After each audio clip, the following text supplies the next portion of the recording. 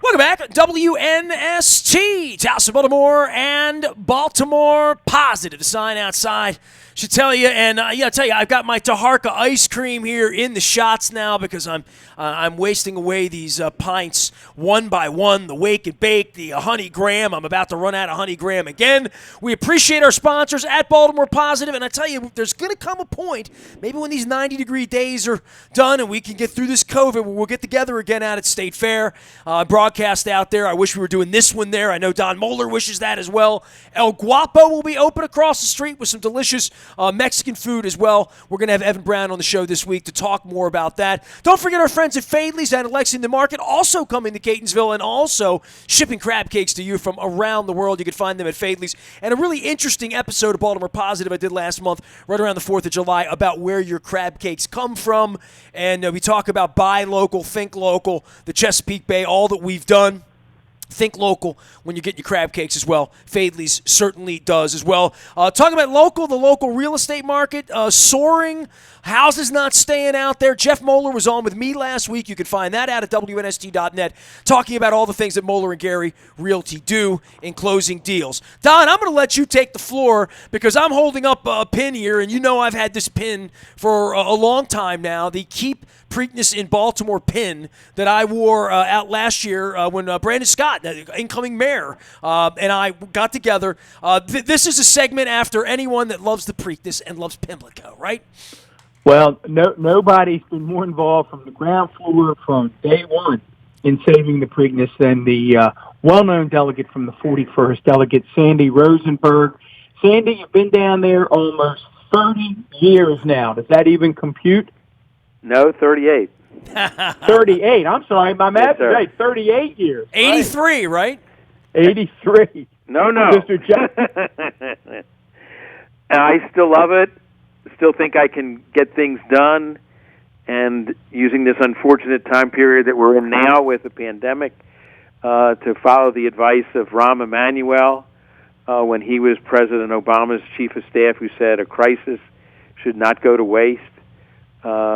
We have opportunities to deal with issues in terms of inequities, in terms of public education, that people knew about, but they're now at the forefront. And so it's our responsibility, not just me as a single legislator, but it's the public's responsibility, my colleagues, the people who make decisions about how we fund programs, to address those inequities, and look forward to talking to you about that.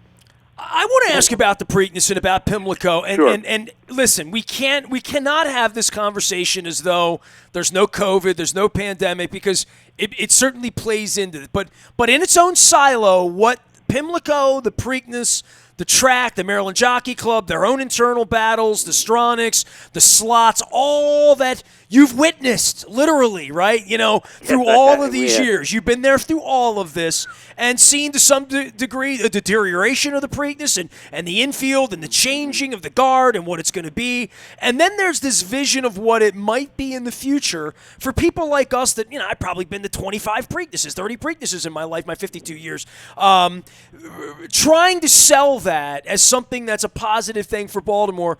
You've been on the front of that. Give me a little soup to nuts. Take all the oxygen you want and need on what that's about. So, you know, my audience on the sports side would have a greater understanding. But my wife, who lives in the city, who only knows the Preakness as a place that was kind of bawdy and rowdy, and we only go once a year, and how we'd love for that to be different because we went to Saratoga last summer. You know what I mean? Sure. Saratoga, I've been there once. As an aside, Saratoga to me was Fenway Park for horses. 1,000,000%. Okay. Here's how, and thank you, Don, for what you said about my role and as well, Nestor. Here's how we started. I went to the Stadium Authority. Well, no, excuse me. I didn't go to the Stadium Authority. First, I said, Stadium Authority, well regarded by everybody in Annapolis. The two stadiums downtown, the Hippodrome, school reconstruction in the city, the new basketball facility, the Comcast Center at College Park. Let's have them do a study of, first question, can Pimlico still be the site? Can a modernized Pimlico still be the site for the Preakness? And we got together. There was one and only meeting of the third Saturday in May committee. Of course, that's when the Preakness runs. But when we had commitments from the Jockey Club, from the city, and from the state to fund the study by the Stadium Authority, we met and we made the proposal to the Stadium Authority. And I will say I've had conversations before that meeting with Tom Kelso, the new chair at the Stadium Authority, and to show you how this town works, in part, how did myself, a good Democrat from Baltimore City, get a meeting with Tom Kelso, the new Republican chair of the Stadium Authority? I was at the Diz, late lamented Diz restaurant in Remington, saw Don Hutchinson. Don Hutchinson knows his politics and his sports. I told Don what I was trying to do. He arranged the lunch that I had with Tom Kelso. It doesn't get much more Baltimore. Was a burger involved in that? Was there a burger at the Diz? Was there what? Was there a burger at the Diz? Usually it's a burger there, right? No, I was, and the waitress knew what I got.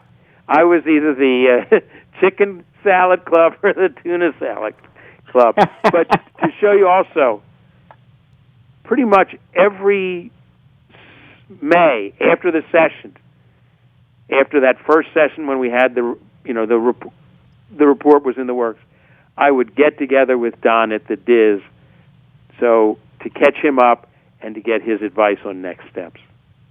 Okay. So the report comes out and it says a remodeled Pimlico can remain the site for the Preakness. And at our darkest moments, and there were some dark moments along the way, okay, I always said to people, the Stadium Authority said this can work, number one, and number two, the law said the race must be run at Pimlico. And that law came about in 1987 when Frank DeFrancis had just bought the track, wanted to have Sunday racing at Pimlico. Just as there was no early baseball or football at Memorial Stadium. Nestor, are you old enough to know when did baseball games start? And Colts game used to start? I am very well aware of the Sunday Blue laws and the 2 p.m. kickoffs and all. Correct. Yes, I know all about that. Correct. So just as the ministers and the community had gotten that law passed, city ordinance, for Memorial Stadium, the good neighbors on all sides of Pimlico had a similar, well, not similar, even more so, no Sunday racing at Pimlico. DeFrancis wanted Sunday racing. There was a new governor in town, a new sheriff in town, Don Schaefer, and he said, how about this as a compromise? You get Sunday racing, but we also get language added to the law in the same bill that gives you Sunday racing that says the Preakness must be run in Baltimore. Now, I was not in the room where it happens for that deal. I was in my second term, my fifth year, okay? So I can't take credit for it, but boy, did I rely on that in the last 5 years to say, I don't think the votes are there to lose the Preakness, and you would have needed to pass a bill for that to happen. So getting from there to like 2, 3, 4, or 5 years from now, whenever the pandemic's over, whenever we're going to have more Preaknesses and normal running, and we're trying to run the races here in the fall this year, and all this going on, and it's all moving ground. None of us have a playbook for this. But what has happened and transpired, not just politically, but in regard to money and in regard to the creation of and Don, I know you took a look at it. I took a look at it. Bill Cole's been on a couple of times. This beautiful glass sort of structure that looks like a modern place you want to hang out and get some sunshine and spend the day. Well, it's also a place where, if the voters approve, you can go bet on football, on baseball, because if we have sports wagering, that is a likely place at Pimlico, the 2 one-mile tracks in addition to the casinos, to have sports betting. And that will be a way, one of the ways, that you get people used to going to Pimlico once again. How did we ultimately get this done? I would think it was lots of people working for, it was the city delegation, uniform, and the Baltimore County delegation. Well, there it was partisan, I believe. But it wasn't just a Baltimore City. We saw it as a metropolitan issue. And then a year ago in April, there was a compromise bill. Well, I wouldn't quite call it compromise. That's being too nice. There was a bill that would have moved the race to Laurel, would have created the possibility to develop Pimlico, but developing it without the Preakness was ultimately a no-go. That bill was reported to the Senate floor Friday of the last weekend of Sine Die, our last weekend in Annapolis, and there was a vote on what we reached an agreement with the Speaker's office was, let's have this bill considered by the city delegation in the House on Saturday afternoon and see what their view is.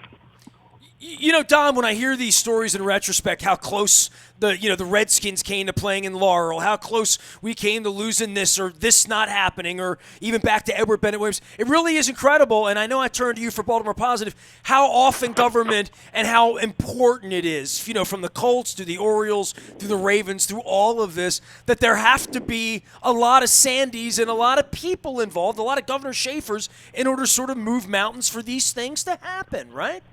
Well, and Sandy knows this, again, with almost 40 years experience down right there now in Annapolis. It's just not reasonable to think that you can move a state forward with any kind of vision without active participation from the legislature, from the governor, from your local county executives and mayor. Government has to be part of solving real problems, and we're going to talk with Delegate Sandy Rosenberg about a number of those problems that he's working on right now that have been exacerbated by COVID. But it does take government. And Sandy, how many times? I mean, let me say this half joke. How many times was this effort to save the Preakness on life support? I mean, it seemed to me over 10 or 15 years, we were calling to the family to the hospital regularly to give the last rites. Well, my view was I depended on the study done by the Stadium Authority, the credibility that had, and the law that said the Preakness must be run here, except for that last weekend last year when we had a consideration of the bill that would have meant the end of the Preakness in Baltimore by the City House delegation. My colleagues from my district, from the adjoining 40th district, all of us made our pitch. It's now time for the vote, and I'm old-fashioned, so I have by hand, a little sheet that I put in front of me, Y for yes on one side, N for no on the other. I usually just do hash marks, because what matters is you got to count to, I think it's 9 in the city delegation to have a majority. It's 8. There's 9. There's 16 of us. I usually just have hash marks. Not this time. I was taking names. I was taking prisoners. I started writing down each person's name as they voted yes, and then stopped after 3 or 4 because everybody was voting yes. Okay. What did that feel like, Sandy, for you at that moment? Well, I get chills right now talking about it again. Everything we had worked on, Bill Cole, my colleagues in the 40th District and the 41st District, the mayor's office, everybody who had worked on this, my good friend Anthony Manganero, everybody who had worked on it, it all, at that point, came together. And then the mayor made the extraordinarily smart move of saying to Belinda Stronach, Preakness Week, or even Preakness Day, let's put a halt or let's temporarily withdraw the city's eminent domain lawsuit and see if we can reach an agreement. So we killed the bill in April. The mayor didn't kill the lawsuit. He said, let's put a hold on it for 90 days. Let's see if we can reach an agreement at the bargaining table. And that's where you had, I think it's fair to say, the miracle, not on 33rd Street, but the miracle on Belvedere and Park Heights, of coming up with a plan that not only keeps the Preakness at Pimlico, not only renovates Pimlico and Laurel as racing facilities, but also makes Pimlico an extraordinary redevelopment opportunity for Northwest Baltimore and the Baltimore metropolitan area. Sandy Rosenberg is our guest delegate, Sandy Rosenberg. I'm out on his website right now, delsandy.com. Go ahead, Don. I was going to say, I want to pick up right, and I want you to keep going, and that's just that we want you to take all of the oxygen you need, because there are a lot of our listeners, many of them from Baltimore, but many from around the state, and you're really painting a picture as to why this matters. So if for those listeners who aren't in Baltimore City or Baltimore County and aren't all that familiar with the area, walk them through why this is bigger than just rebuilding a racetrack and why it's bigger for a community. I mean, we had Michael Olesker on not long ago, right, who still lives a couple blocks from Pimlico. He said, look, I still live around the corner. You know, that he's probably one of your constituents. Yeah. Right. So tell us why it's bigger than just fixing up a racetrack. Well, the racing industry is a significant industry in the state of Maryland. So you have horses that are bred in rural areas of the state, keeping farms green and not developed. So it serves that benefit as well. It is a significant number of people employed in the industry, both on the farms and at the two racetracks. It is the Preakness weekend itself is a benefit for the metropolitan area in terms of hotels, dining, all of that, discretionary spending that we always felt that if the Preakness were to be moved to Laurel, or as Charlie Ekman would say, lovely Laurel. Lovely Give it Laurel. to us, Nestor. You know what? I found an old Ekman audio tape on reel-to-reel, Sandy, and we have it digitized, and we lost the coach on July 3rd was the day he died, July 4th week, and I resurrected it, and I put it out on the internet, and people had a good time with it. So, good. When you hear the coach come back to life, okay, you know what I'm saying? It's nice. Well, he in some measure he does come back to life because his daughter works for Indianapolis in the General Assembly, and it was just a really special moment for her and for me when I would update her on what we were doing. Hey, stop the music, call a cab. Call a cab. That's it, yeah. She translated call a cab for me once, but which I can't repeat at this time, but that's okay. Call a cab basically meant you're drunk, get out, and I'm throwing you out of the bar and sending Correct. you home because you don't make any sense. Correct. And I've called a lot of people cabs on the radio over 30 years, Sandy. Correct. I understand. So it is a benefit, Preakness week as well.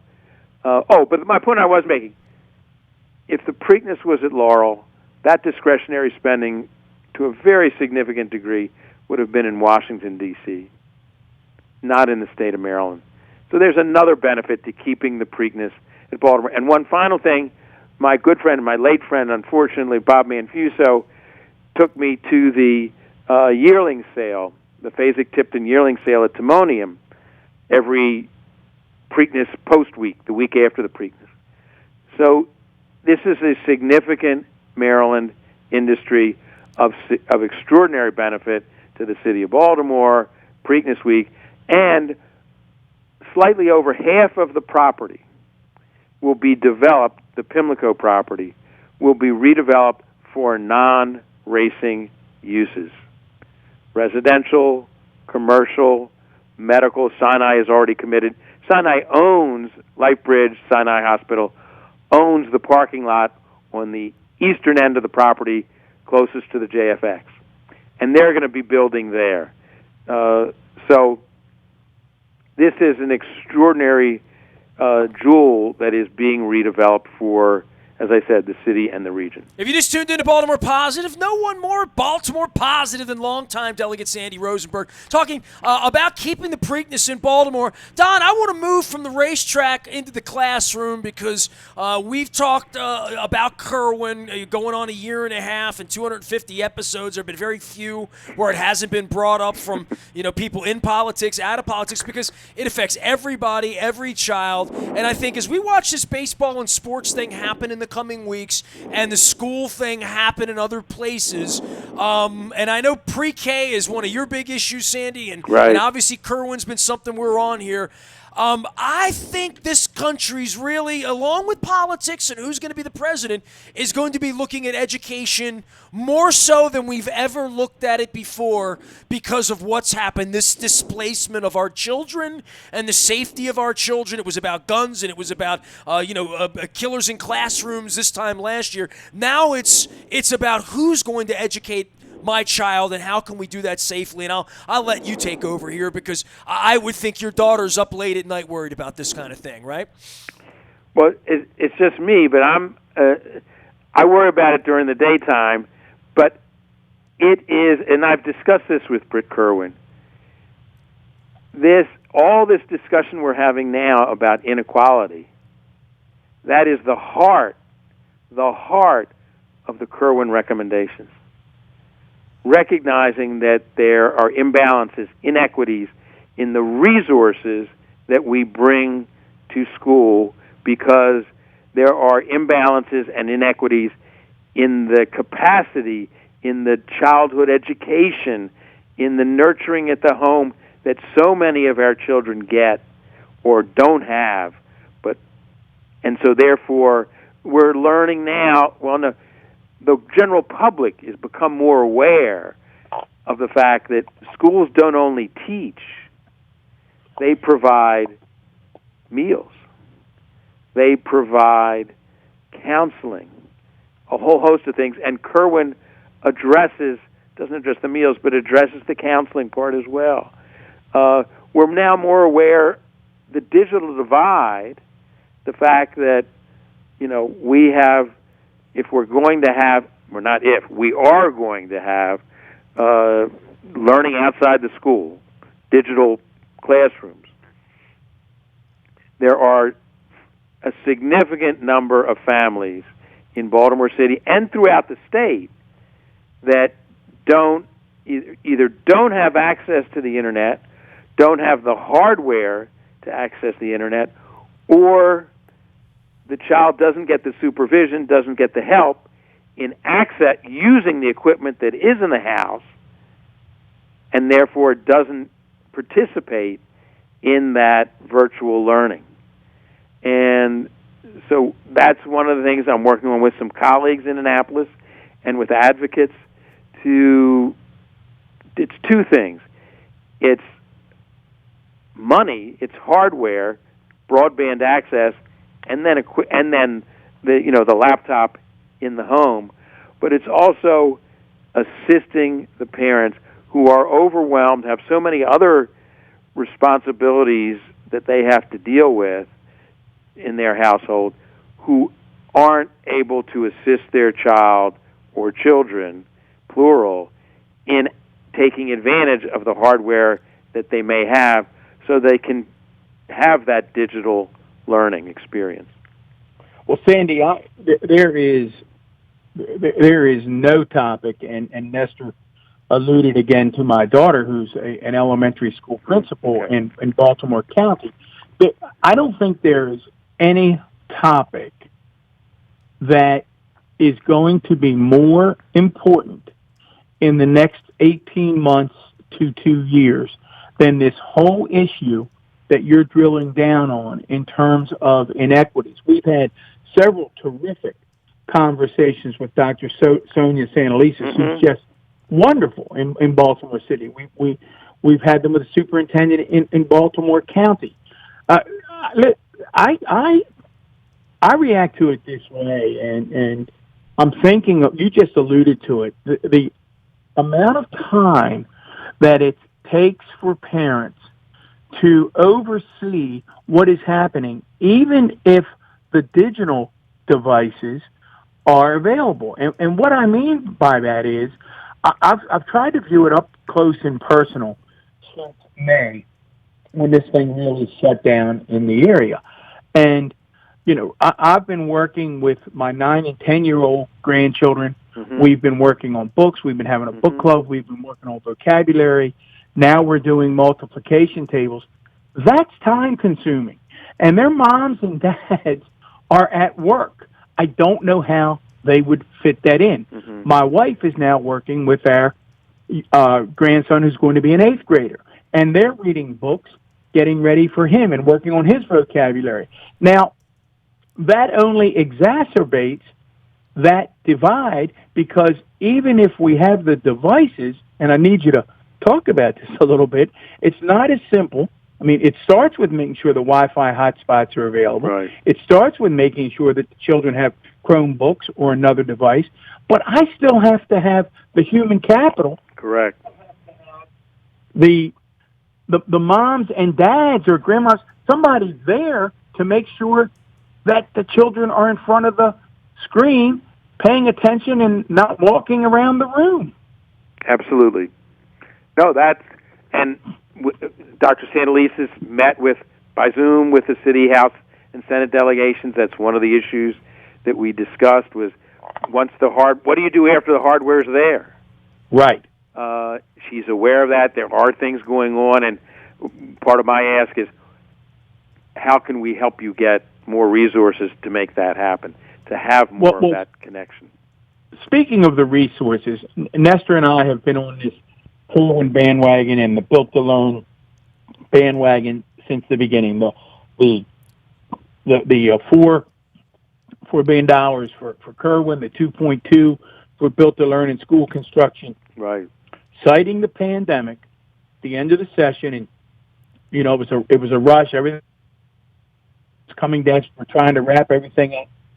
You got it all passed somehow. Heroic efforts, I think, by both chambers, and hats off to Senate President Bill Ferguson and Speaker Adrian Jones. Absolutely. You got it done, and then lo and behold, the governor, and Nestor has said over and over, he just doesn't understand the play here. The governor steps up and vetoes the two most important educational legislative initiatives that the state's had probably in decades. Sandy, tell us how we pick ourselves up and get back in the race, as Frank Sinatra would say. How do we save these things? Well, we override the vetoes. And that is the first. Well, that must be taken up at the next session. I say that because and there are no current plans to do that, and not likely to be plans to do that, because there are also health considerations. But if we were to meet in special session, you would have to take the vetoes up at that special session, which can last for 30 days. Not continuously, but you have a 30-day period in which to take action. Otherwise, if we don't have a special session, the vetoes can be taken up at any time during the 90-day session in January. So that is the constitutional time frame in which we'd operate to deal with those vetoes. And I would every reason to believe that we would override not just those two, but for sure the governor's vetoes of the Kerwin bill and the school construction bill. And then do you fold in the HBCU support into that as well? I'm or is sure that a separate issue? That is very high, as justifiably so, on the list of bills that we would override. I think they're close to 24 bills. Because the HBCU is about $600 million in addition. So correct. Now we ask you the tough questions. So we all agree this is a great idea, but I can hear the small C fiscal conservatives right. out there in their cars saying, "Look, guys, nobody disagrees that it's a great idea. How in the world do we pay for this?" So Nestor and I, with all due humility, turn to you. You've been down there almost 40 years. Yes, sir. How do we pay for this? we will find a way. One of the things I learned sitting next to Bobby Neal every day I was in Annapolis, my first 4 years, we were seatmates on the Appropriations Committee, is no fiscal leader in Annapolis, D or R, Senate or House, will take action that jeopardizes our AAA bond rating. And no governor would do that. So we will, with the advice of our professional budget staff, come up with a way to fund those essential programs that we've talked about in a manner that preserves our AAA bond rating. I am certain of that. I don't know the specifics because I don't think there are specifics yet, but I am certain of that. Sandy Rosenberg is here, House of Delegates, been there a long, long time talking about all sorts of local issues, including the Preakness, including education. And, I want to give you a little bit of oxygen here to talk about neighborhoods and lead poisoning and Sure. and what you're doing in the 41st. And it's no secret. I mean, I put together a whole bunch of information about the city, and we had all of these mayor candidates on. And to me, it's always been about neighborhoods and strengthening neighborhood by neighborhood, whether it's policing, whether it's education, but all of that comes back to funding and equity and equitable and all the things that I've been talking about on Kerwin and what certain neighborhoods get and certain neighborhoods don't get. And you've been fighting for your people for a long, long time. Oh, sure. Look, neighborhood work is an essential part of the job, whether you are a state legislator, city council, or the Congress. I mean, to greater degrees at the city council level and the state level than at the Congress. But we're working with neighborhoods about a rec center and getting that upgraded. We're working with, look, a year ago, more than a year ago, we started meeting with the neighbors to the north and to the south bordering Pimlico Racetrack so that there would be legitimate input for them in the decisions that are made after the bill is passed. In Howard Park, I'm sure some of your listeners spent some time as kids at the Ambassador Theater. Well, there's an effort to renovate that theater and make it into a performing arts center. And that would complement what's already going on in that neighborhood, the new ShopRite, the new public school that just opened in time to be shut down 2 months later, all in that one corner. But it shows you something about the job of a legislator.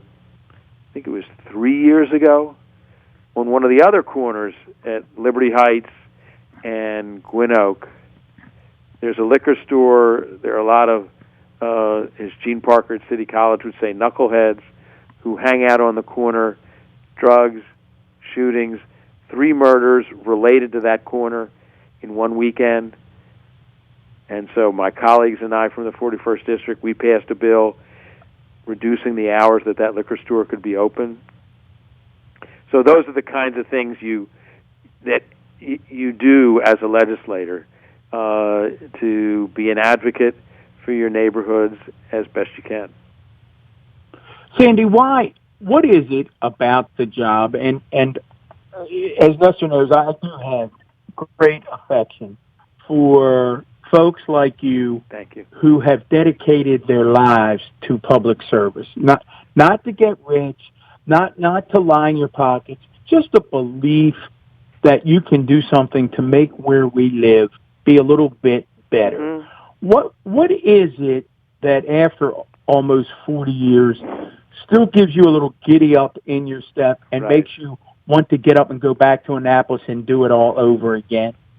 Great question, and I appreciate the question. Well, the highfalutin way would be, the highfalutin answer, and that's not going to be my only answer, would be Justice Brandeis said that the states are the laboratories of democracy.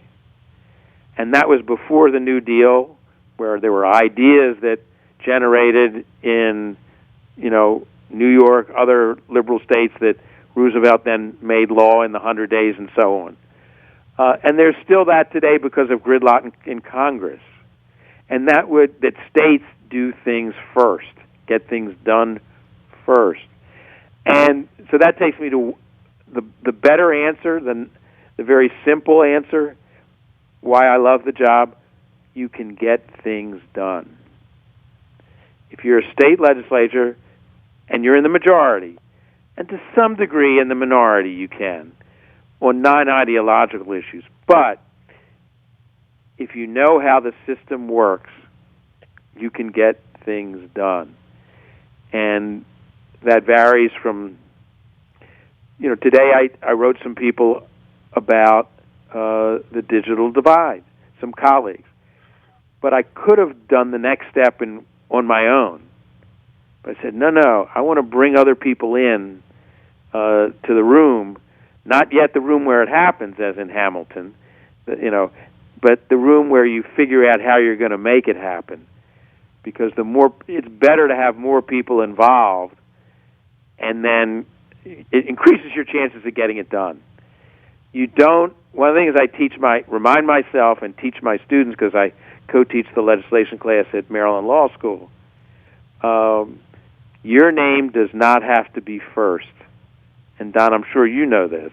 Your name doesn't have to be first on the bill. As long as you can legitimately say to your constituents, I played a part in getting this done. That's what matters. And I get a great fulfillment out of that. That's what we need more of. Nestor, we're not going to have Delegate Sandy Rosenberg on here in the middle of the summer without talking about what we all know who know him is his number one passion. Tell Nestor, Delegate, if he were ever to show up in your office in Annapolis, what are your walls adorned with? Well, there are lots of things, but it includes a copy of a piece of literature put out against me for going to fantasy camp during session. The delegate loves him some baseball, Nestor. Well, I know this about you, and I was gonna turn this to both of you, the adults in the room here, watching this COVID thing happen with the Marlins and where sports are, and shall be. I mean, the Ravens are coming back to work here. I would say pump the brakes on this. I don't think this is a good idea for lots of reasons, health being primary. And the biggest thing for me is I don't think they can complete either of these seasons with integrity. And I mean integrity by keeping teams together where it's going to matter who wins, and it's not going to be some sort of act of attrition over the next couple of months for all of these franchises in all of these sports. I just don't think this is a great idea. All that being said, I'm in the sports business, so that makes me a bad guy, right? Because I'm rooting against it. I'm not rooting against it. I just I don't think the juice is worth the squeeze as I stand, and certainly not for the Orioles, who can't win anyway. Well, my heart says, hey, look, I said to people, I ain't watching MSNBC this weekend. I'm just going to watch baseball. And I did. Okay. I was with you. Right. And you know that I'm dating myself, but boy, will there be a huge asterisk, far bigger than the one when Roger Maris, had 8 extra games to break Babe Ruth's record in 1960. But it's a shallow exhibition season, sort of, kind of, and they're trying to get through it. But for the Orioles, it was going to be an exhibition season anyway. And I would push back, Sandy. I'm going to jump in, and then you this is where Nestor gets me going.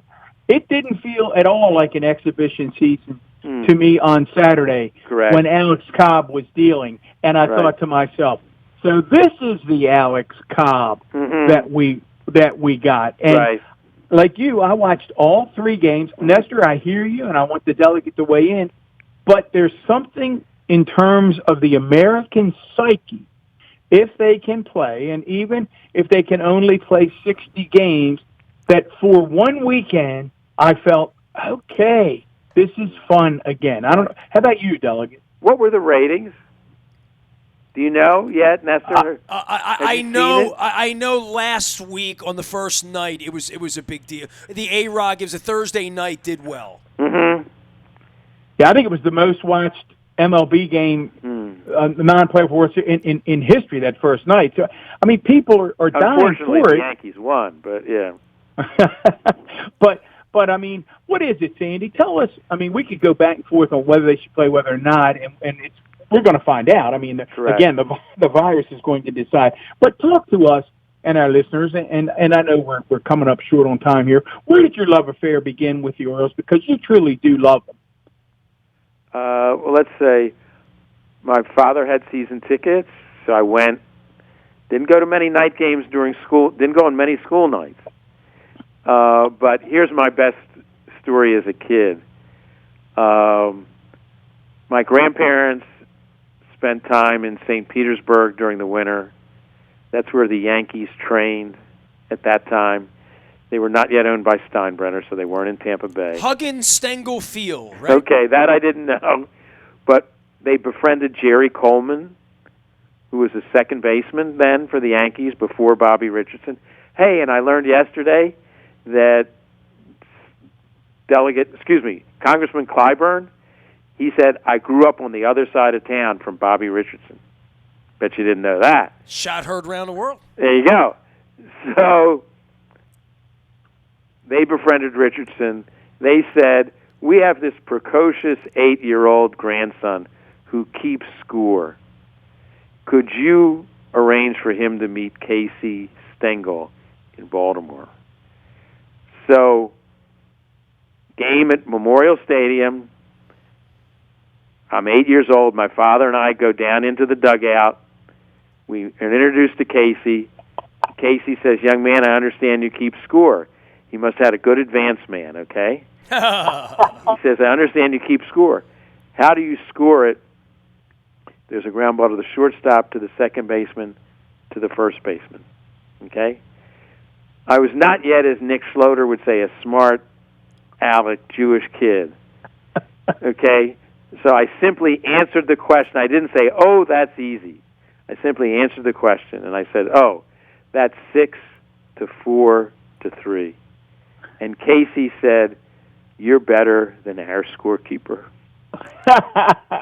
Okay? What year was this? Late 50s? Let's say I'm 8 years old, so I'm 58. Yeah. Beautiful. 1958, yeah. It doesn't get much better than that, does it, Nestor? Well, I mean, sports is a lifetime passion, I think, for all of us. But then there's the part on Sunday where, like, the Marlins pop dirty test and all got together, and I guess they played pixie sticks and decided, well, let's play the game anyway. I mean, in the aftermath of hearing this and seeing this, and I keep going back to the reference, and I think about my wife and I back in January and February watching the nightly news, and the guys in the hazmat suits running in and out of buildings in Wuhan and pulling bodies out and taking them off in this sort of Willy Wonka suits, and thinking about how they've treated the virus versus, we got 4 dirty tests in here, game starts in and out, let's get the game in, you know what I mean? And then get on a bus and come down to Baltimore and infect this clubhouse. So, I'm all for they've got to get on the field and it helps our psyche, and I agree with all that. Then what happens? I mean, at what cost? Is it they've got to get on the field no matter what? And if no matter what is the bar we're going to hold the NFL and baseball to, the price is too high. There has to come a point where you say that has to be shut down, because any doctor, any epidemiologist in the world would shut that down. And I think that's what, Nestor, I think that's what we're going to find out. I don't think any of us disagree with that. I was frustrated. I got a sense that the Orioles were frustrated with the Marlins, because it sounds like the Orioles, from the Angelo Sons on down, have really taken this thing seriously and have approached it the right way. And Derek Jeter aside, maybe they didn't. So, as you've always said, Nestor, we're going to find out. The virus is going to decide we're not going to decide. Mm-hmm. But I think this has been a great visit with one of the really legendary delegates out of Annapolis, Delegate Sandy Rosenberg. Thank you, Tom. And Nestor. And next time we get together, we'll talk about minor league baseball, because I'm wound up. I get a baseball guy on here. I'm ready to go, Sandy. I really do appreciate you. Put me in, Coach. I'm ready to play. Next time, we'll just talk nothing but sports. How about that? That'll be fun. Appreciate you. Pleasure. You got it. Sandy Rosenberg, a member of the House of Delegates since 1983, doing all sorts of things. The chair of the subcommittee on government operations and the House chair of the Joint Committee on Administrative, Executive, and Legislative Review. You can learn about all the things he's doing at dellsandy.com, including Keep the Preakness in Baltimore, which is something near and dear to my heart as well. On behalf of former Baltimore County Executive Don Mulder, who loves baseball, it's kind of how we got together back in '82. We all love baseball around here. I want them to be safe. That's it. Simple as that. You can find me. You can find us out at Baltimore Positive. Great conversations there with Don's former boss, Jim Smith, from last week, as well as Republican National Committee one-time chair Michael Steele and one-time Lieutenant Governor of Maryland, Michael Steele. All sorts of things. Cheryl Bose talking about education. Find it all out at Baltimore Positive, merging WNST.net, AM 1570, and Baltimore Positive. We are calm, local, and together at Baltimore Positive.